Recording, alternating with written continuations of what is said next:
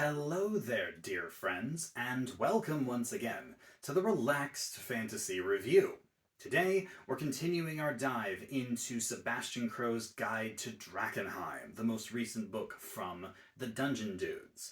And we're talking about the Apothecary, their mad scientist, crazy doctor that has delved into knowledge that they shouldn't necessarily have delved into.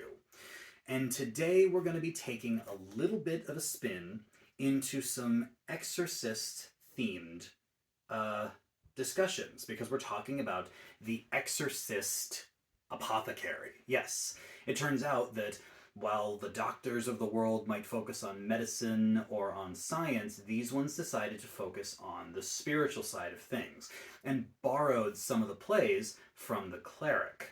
Yes, this is as close as you get to an apothecary cleric.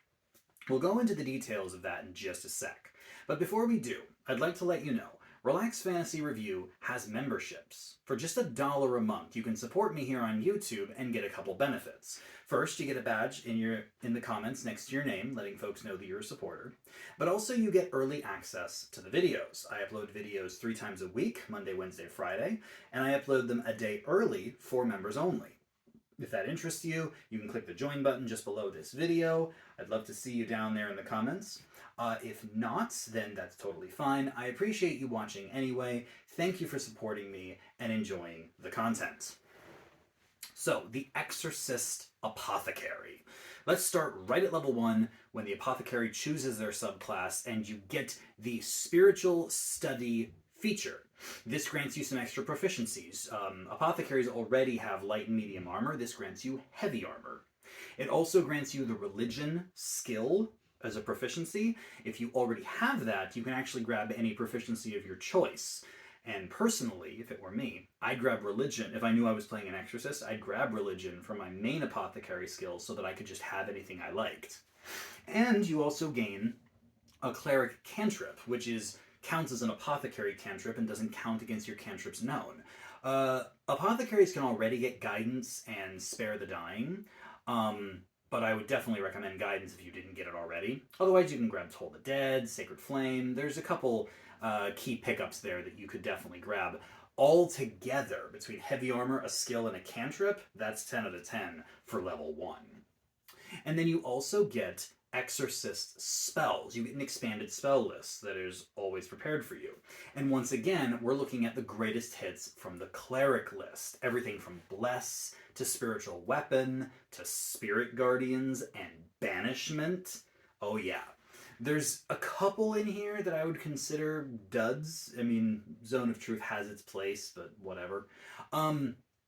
Overall, I give the list a 7 out of 10. It's pretty solid as far as, what it can do. Then at level 3, you gain the main feature of the class, the Exorcism feature. And this functions very similar to a cleric's channel divinity. A number of times per short rest equal to half your proficiency bonus. So you start with 1 at level 3, and then that'll go up to 2, and then in the end game, 3 per short rest, just like channel divinity. You can do one of 2 things with this power. You can either turn extraplanar creatures, I believe it's fiends, fae, undead, and aberrations maybe? I'm not sure. There's a few types of creatures you can turn. They make a save, and if they fail, they are turned from you, just like turn the dead, just like the channel divinity would. It also, starting at level 5, does 48 radiant damage to turn to creatures, which is cool. The other thing you can do with it, with your exorcism, is to free a creature of possession or of certain conditions. And if they are possessed, it actually pushes the enemy out of them and they take some damage. Not the possessed, the creature that's possessing them. So you can genuinely use your exorcism to perform an exorcism if your friend gets possessed by a ghost or something. This is a pretty solid feature. Like, I can't argue with it. It's a shame that it's just once per short rest, but I suppose if you could use a spell slot to do it, that would probably be a little too strong. All in all, I still say it's a 9 out of 10 feature. It's good, and it's very thematic. Then at level 6, you become a sacred vessel. Still going along with this, holy theme, you become immune to the frightened condition, so immune to fear. You're also immune to curses and possession yourself. That immune to curses thing actually removes quite a few nasty things that can be thrown onto you. I wonder, does this mean you're immune to cursed magic items? Like, if you try to attune to a cursed magic item, does the curse just not affect you? Or is it gone from the magic item as long as you're attuned to it? Or can you just not attune? I don't know. I have questions, but I would like to say that it means you're immune to the curses. So that's kind of awesome. And you have advantage against the charmed condition. I would say that if you find a powerful cursed item, this feature is 10 out of 10, but I'm not going to assume that you're going to find one of those in your game. So I'm going to say 9 out of 10. Still very good. Immunity to fear and advantage against charm, real good.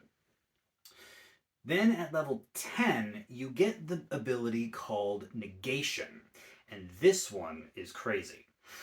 When you see a creature try to do something against your enemy, whether it's an attack, a spell, anything, basically an offensive maneuver against your friend, you can use a spell slot to force the creature to make a charisma saving throw, and if they fail it, they waste their action and their resource. So if they try to cast an offensive spell or whatever, it's basically a counter spell, but it also works for attacks and other abilities that aren't spells. It's like a super counter spell, which blows my mind on so many levels. And it's not an opposed check, it's a saving throw against your DC, which means that creatures with legendary resistance can get around it, but still, it is an insanely powerful ability. And it comes right at the pinnacle of tier 2 at level 10. So you're going up against creatures with high level magic, creatures with powerful abilities. This is amazing, and I give it 10 out of 10. Next, you have level 14, the Empowered Healing ability. And what this does is twofold. First of all, anytime you heal a creature with a healing spell, and the Apothecary gets plenty of those, the healing is maximized, very similar to the Life Domain Cleric, where you just don't have to roll the dice. You just do the maximum number. And that's awesome by itself. But you also grant the creature temporary hit points equal to your Apothecary level, which is 14 at this point.